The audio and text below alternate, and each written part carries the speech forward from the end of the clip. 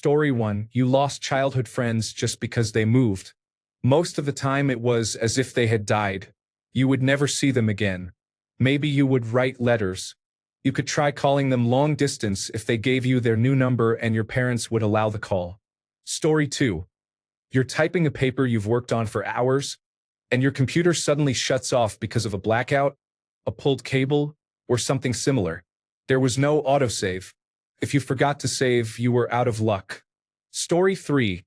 The horror of accidentally hitting the internet button on your predictive text flip phone. Story 4. Being stuck on the side of the road with car trouble and no reliable way to get help can be dangerous. You might be lucky and have someone stop, or you could be in a remote location and face a long wait before anyone finds you. Story 5. People are secretly listening to your conversation on a landline telephone. Story 6. Hearing that someone has acquired immunodeficiency syndrome and immediately knowing they were going to die. Story 7. I still have some chickenpox scars, and it has been almost 30 years. Story 8. You developed the film from your family's only vacation of the year, only to discover that your photos were dark, blurry, had red eye, or captured subjects mid-blink. There was flash reflection, the film only half advanced, or you miscounted and the very last shot you were saving was actually 25 on a 24-shot roll, so you never got the photo you thought you took at Yellowstone. Story 9. Keeping quarters on you in case you needed to use a payphone while you were out. Story 10. You had to be there when your show came on. During commercial breaks, you had to hurry to the bathroom or to get something to eat or drink. Story 11. People overestimated how widely available air conditioning was. It was not something everyone had. Story 12. Those giant mouth trays the dentist used for fluoride are gone. Now they just paint it on. Story 13. I am quite a bit older, but growing up in the 1970s and 1980s, bullying and fights were an accepted part of childhood. I kept my head down and did my best to get along, but the level of abusive bullying, hazing, and prison yard behavior at my junior high would set your hair on end. I honestly do not think children today would believe what happened. It was not good. Story 14. My cousins were lactose intolerant but did not know it and often vomited because our parents believed that unless we drank a half-gallon of milk every day our bones would crumble and our teeth would fall out. For younger readers, this belief was promoted by the American Dairy Farmers Lobby. Story 15. There was no such thing as hearing about a movie or television show and being able to watch it the same night. Some video stores carried curated selections, but there was no way to watch anything you wanted. Sometimes you might learn about a band from the past but be unable to buy their albums without spending a lot of money, and even then you would have to search many places. I knew I would like the band Discharge, but their long-playing record was only about 10 minutes long, and a compact disc cost around $25 at my local record store. I did not hear it until the internet made audio downloads feasible. I bought the long-playing records later. Story 16. It was a mixed bag. The completely uncensored era of the internet had its ups and downs. There was value in occasionally discovering more when we messed around, and I think we were better off before 3 tech companies in a trench coat controlled the entirety of our online experience. Still, I'm glad that today, when you stumble across intense gore or violence, you generally get a heads up. The vast majority of older millennials and younger members of Generation X have at least a couple of potato-quality homicides and other traumatic content lodged in our memories, even if we never sought it out. People who actively sought that material have far more. That includes sex crimes, abuse, and literally any trauma you can imagine. Absolutely heinous material. Story 17. Calling your friend's landline and speaking with the family member who answered. Picking up the phone when it rang and having no idea who was calling. Story 18. Sexual assault and hazing in sports. It was shocking how prevalent it was when I was involved in athletics in the 1990s, and how much it had been recognized and reduced by the time my children were in high school a few years ago. The amount of homoerotic abuse was widespread. My cousins and I in different states all witnessed the same things and had different takeaways. For some it caused lasting harm. Others continued the abuse and passed the harm on. It was the culture of sports, and many seemed perfectly okay with less athletically talented children being assaulted and even raped. Just boys being boys.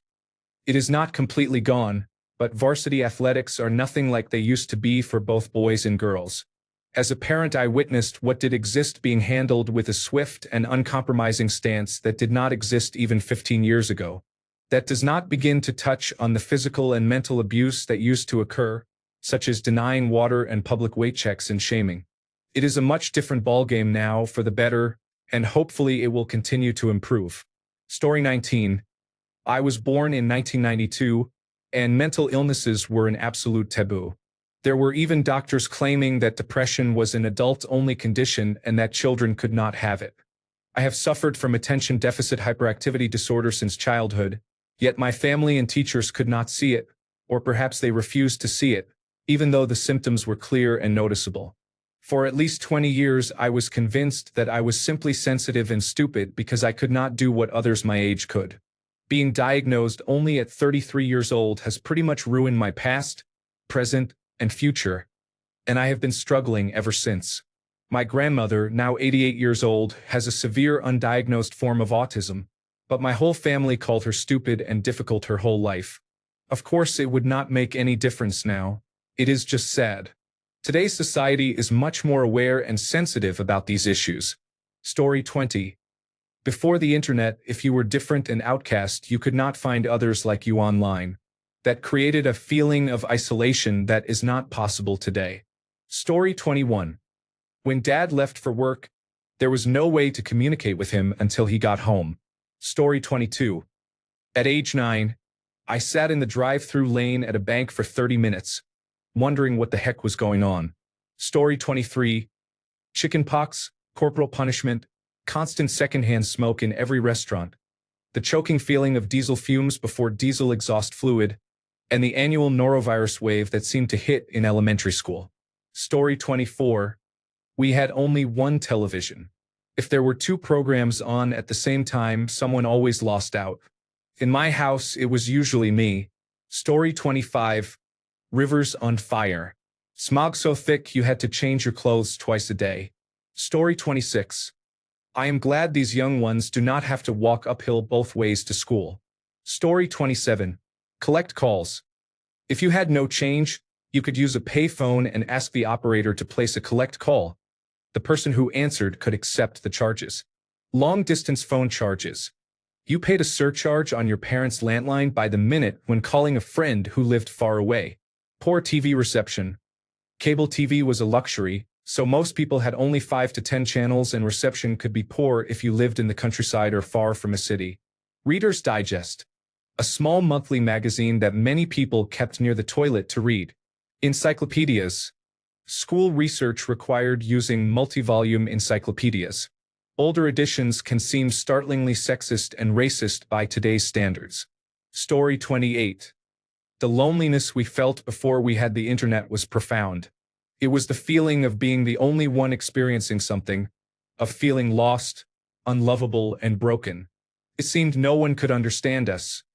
There was no one to talk about hard things with, especially if you lived in a small town. Story 29. Stigma is changing.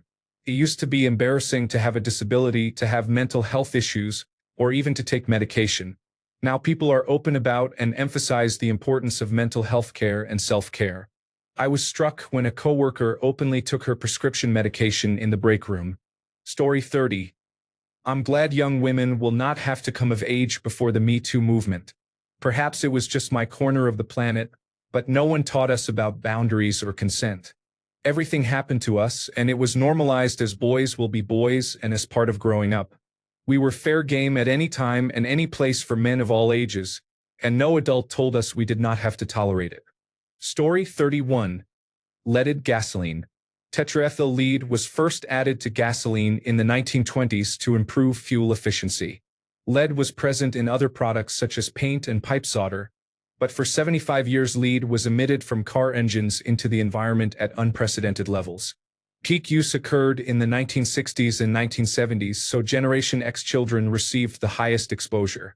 Nearly everyone breathed it, drank it, or ate it.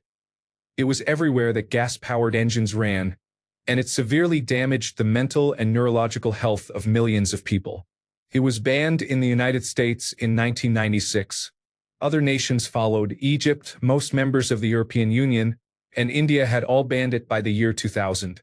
The manufacturer of tetraethyl lead, the Ethyl Corporation, shifted sales to developing nations and lobbied to keep their governments purchasing the product. The last stocks of leaded gasoline were used up in Algeria in 2021. We do not yet know the full lingering effects of such massive global lead exposure, and the issue is enormous. Many places still need serious lead mitigation, including impoverished areas in the United States. At least children today and future generations will not have to live with their air being poisoned by lead. We may face other large threats such as climate-related conflicts, but that is another topic. Story 32. My kids are weirdos just as I was, enough that I wince a little at having reproduced myself so blithely. But they have never been bullied or teased. Ever. It is just not a thing. It is true that I do not allow phones until late in high school, so there might have been middle school shenanigans they missed. But as they say, what the eye does not perceive, the heart cannot grieve. Story 33. The smug self-satisfaction of a teacher who says in real life you will not always have a calculator.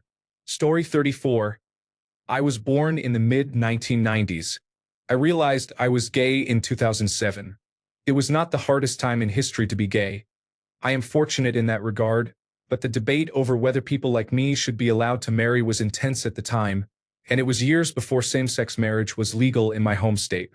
I am grateful that acceptance has increased. I hope we do not go backward on same-sex marriage in this country, and that children born today who are gay never have to hear their rights debated on the news. Story 35. I would say not having to worry about diseases like polio is awesome. Story 36. It is okay and even healthy to enforce personal boundaries, especially concerning bodily autonomy. Story 37. Computers did not use to have autosave. Instead of being helpful tools, they were usually completely unreliable. You could spend hours writing a paper and then the computer would freeze unexpectedly. Unless you had remembered to save, your work would be gone with no way to recover it.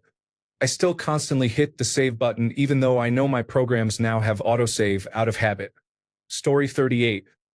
Chickenpox was so common when I was growing up that people sometimes held chickenpox parties so their children would get it. I only had a mild case. My brother had a moderate one. Even mild, it was terrible. My mother gave me oatmeal baths to relieve the itching. Because my case was mild, I received the vaccine as an adult. My children have never even heard of chickenpox as an illness. To them it is just a vaccine they got as kids. Thank goodness. I am not entirely sure why people oppose vaccines for much worse illnesses. Story 39. Everyone could spank you. Your parents, older siblings, grandparents, aunts and uncles, your babysitter, your teachers, the principal, and even your friends' parents. That was my childhood. My friends and I were constantly beaten. Story 40. Drunk driving was once considered no big deal. In the 1970s, driving under the influence was just seen as a bad idea. Worst case, you got a fine. If you wiped out a family of 4, the fine might be $500. When organizations like Mothers Against Drunk Driving and Students Against Destructive Decisions tried to change the laws, the so-called Greatest Generation actively fought against it.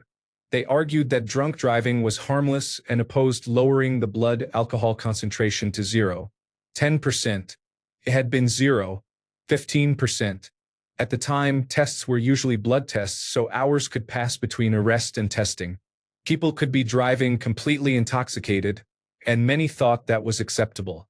When I was in high school in the 1980s, it was common to hear a Monday morning announcement that someone had been killed by a drunk driver. Football season was the worst because of all the post-game parties. Fewer people die in driving under the influence accidents today than in 1980, despite there being over 100 million more Americans and more cars on the road. That is a good thing. Story 41.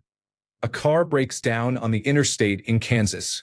The oldest sibling must walk to the nearest visible farmhouse, crossing barbed wire fences and open fields and dealing with whatever is at the house. To knock, hoping someone is home and will allow them to use a phone to call for help. Mom and dad must entertain the other children in the meantime. It is common for farmhouses visible from interstates or highways to be prepared for this, by the way. Story 42. Polio, mumps, and measles. Women were expected to stay home and care for children. Gay people had to hide. Women were expected to wear makeup, stockings, and skirts. Story 43. The food. Not just the things we didn't have, but all the things we ate as kids in the 1970s. And when we became parents, we said, maybe I won't pass that along. Story 44. Gay teens could not come out in the 1960s, 1970s, and 1980s in my town. It was not an option. Story 45. Wikipedia was not a source you could use for research or assignments. Story 46. The smog in Los Angeles used to be much worse. We often had smog days when school was canceled, or at least physical education was called off. Story 47. Human immunodeficiency virus and acquired immune deficiency syndrome were regarded as a definite, often extraordinarily quick death sentence, especially in the 1980s. It was truly awful. Story 48. They were looking for batteries for their Game Boy because it started to die right before a big boss fight. Story 49. How heavy and bulky televisions were and how finicky cable boxes could be. How children with disabilities were treated in schools. There was far less information then, and some of those attitudes persist. Special education programs were separate, students were seen by other children as a freak show, they were isolated for their own safety or because there was no other way to handle outbursts, and they were not believed when reporting bullying. Cars without airbags. It felt strange when my father bought a car with airbags when I was a child.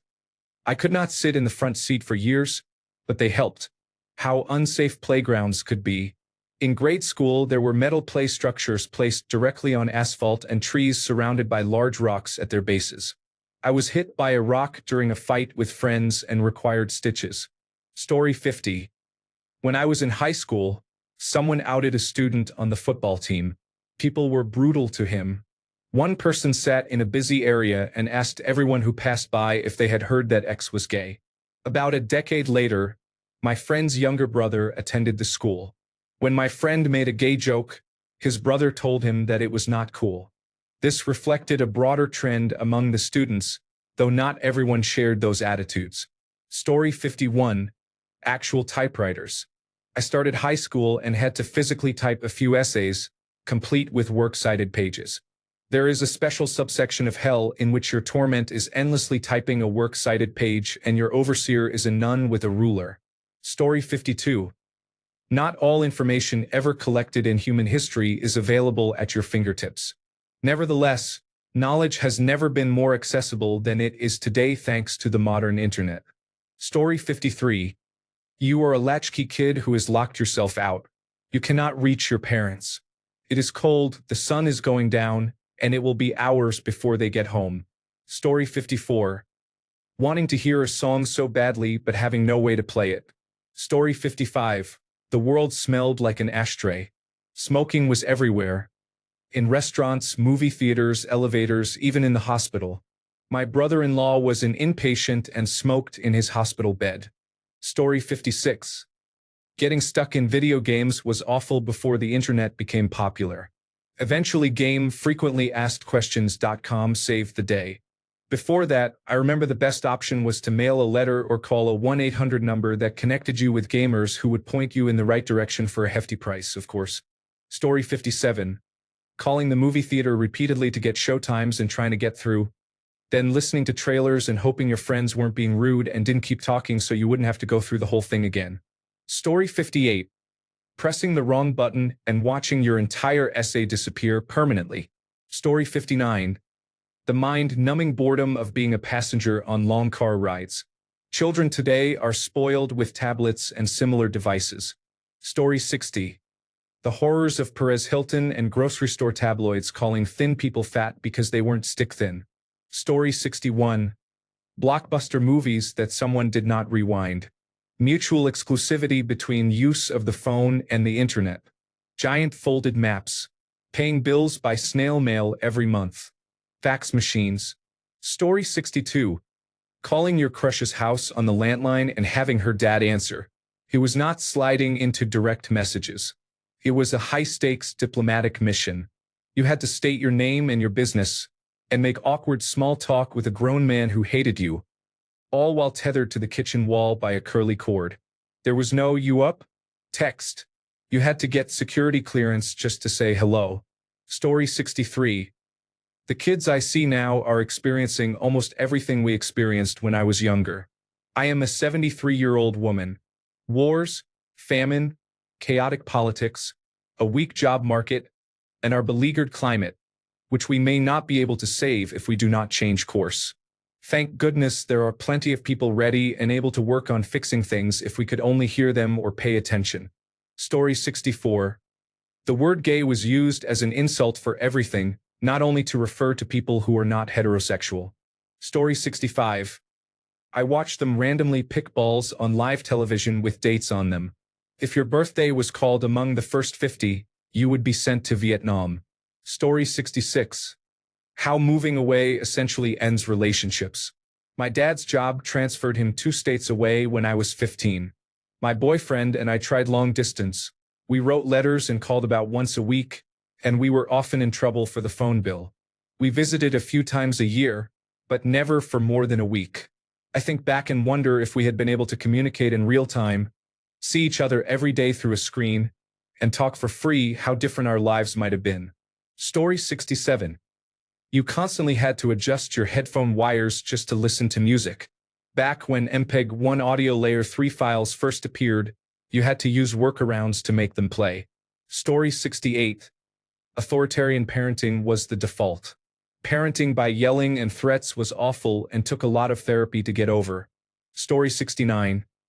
I remember all the folks at work doing a mad dash a la death race 2000 on Fridays to cash their paychecks so they would not be broke over the weekend. Similarly, ordering anything by mail took months. I am kind of impressed by the people who organized sex parties by arranging meetings through the mail. I have the drive but not the patience. Story 70. Please be kind. Rewind. When you rented a movie from the video store, the person who rented it before you often did not rewind it. Rewinding took forever back then. Story 71. Floppy disks, writing documents on a manual typewriter, vinyl records, and audio cassettes unless the records or cassettes are used for propaganda or collected as rare out-of-print items. Story 72. Do not bend, spindle, or perforate this card. Computer cards from long before floppy disks. Story 73. At the time there were no seatbelt or child car seat laws. Many terrible accidents led to those laws, and I am glad car safety standards are higher now. I rode to school in the front seat on a pillow so I could see over the dashboard. I used the seat belt but had to place the chest strap behind me because it otherwise sat too high. Story 74. They used a cassette player to play music. When the player ate the tape, they rewound it with a pencil. Story 75. Air conditioning was wildly expensive in the early 1980s. Trying to sleep with an 8 p.m. bedtime when the sun was still out in a baking hot room was not fun. I was so tired. Story 76. Everything being more convenient and easier does not always translate to being better. I am not going to say that children have it easier overall. They are better off in some ways but worse off in others. When I was a child, it was easier for bullies to get away with their behavior because there were not cameras everywhere to record it. Now most bullying occurs through mobile phones. Story 77. People used to smoke in public places.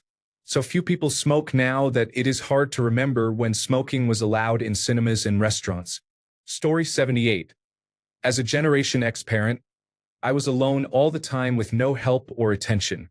We were the ignored generation, latchkey kids who walked to and from school by ourselves, letting ourselves into an empty house with nobody to talk to about anything. Unless someone was getting arrested or hospitalized, it felt like we were invisible. It is 10 p.m. Do you know where your children are? Kids? Oh yes, I have kids. Sorry, I was too busy focusing on my career. Trouble at school? That was a paddling. Trouble with bullies? Just hit them back. A kid stole your bike? Go get it back. I cannot fight your battles for you. You had to learn to stand up for yourself. Sliced your arm off? Rinse the stump with the hose out back and rub some dirt in it. Mom was busy watching Luke and Laura. I heard a comedian describe it as helicopter parents, except we had Home Depot parents. You are at Home Depot and you need something, and you figure there must be someone who works there to help you. But there is no one around, so you climb the racking to pull down a tile saw by yourself and hope you do not die in the attempt. Funny, but very apt. I am glad that kids today actually are a focus in their parents' lives, and not just one more thing to deal with like registering a license plate. Story 79. Dial-up internet. If it had not evolved, we would not be using the internet nearly as much. I had no patience for it even then, so I would have given up a long time ago. I would still keep a Thomas guide in my car. Laughing out loud. Story 80. There were many times when I was in a dangerous or abusive situation and did not have a way to get help in that moment. Young people today have more access to help. Story 81. I cannot say 100%, but I am going to assume that no one will be dress-coded for wearing a Beavis and Butt-Head shirt. Story 82. As someone with asthma, I hated going to places where people smoked, especially restaurants. I still cannot stand the smell of cigarettes. Story 83. Cars are better now. They are safer, handle better, and last longer. Story 84. I'm glad little kids can find dolls, toys, and media where the characters look like them. There was little or no diverse representation when we were kids in the 1990s. It created an inferiority complex for so many of us. Story 85. I think the biggest issue was probably bullying. It still happens, but growing up in the 1990s it was rampant and the adults did not care. Older kids would yell at you and pick on you just because they could. I remember packs of teenagers making fun of me when I played in my yard as a child. They would be passing through the neighborhood and never miss an opportunity to mess with little kids. I was always getting into fights. Parents would drop off their children at the pool in the summer without requiring an adult. It was pretty much Thunderdome. I remember fights at the pool where a dozen kids would surround you in a circle and kick you back into the middle if you tried to get out. My sister and I teamed up with a quiet kid and his little brother who were picked on a lot. The quiet kid was huge, much bigger than everyone else. It felt like World Wrestling Entertainment SmackDown every day at the pool, and the four of us definitely defended ourselves. Lifeguards were teenagers and did not care. The only adults were running the concession stand or working at the front. It sounds sensationalized, but that was childhood for many kids then. A total free-for-all with zero adult supervision. Nowadays you cannot just drop your children off anywhere, leave them to their own devices, or send them out of the house and not allow them to come back until dark. It still happens in some places, but it was everywhere when I was growing up. At school, I remember physical fights, and if teachers intervened they punished both students. They did not care who the aggressor was. An older kid used to chase my sister and me out of school every day, and if he caught us he would grab our shoulders from behind and knee us hard. One day he punched me while I was sitting behind him after I tapped his shoulder. My teacher decided we would both be suspended because I tapped his shoulder and was annoying him. My mother got involved and explained that he regularly chased us out of school and that he was a bully. Thankfully, I did not get in trouble. The adults knew this was going on and nobody stopped it. I was just expected to survive it. Story 86. Parents freely chain-smoke in cars and inside the house, and they use the phrase boys will be boys to dismiss sexual harassment and violations of physical boundaries. Story 87. Looking up reference papers was different. Before Google, there was an incredibly complicated system for finding a paper that covered the particular factors you wanted to examine, and then you had to use that code to locate the physical paper in the bound journals in your university library. The procedure was an entire subject taught at the university.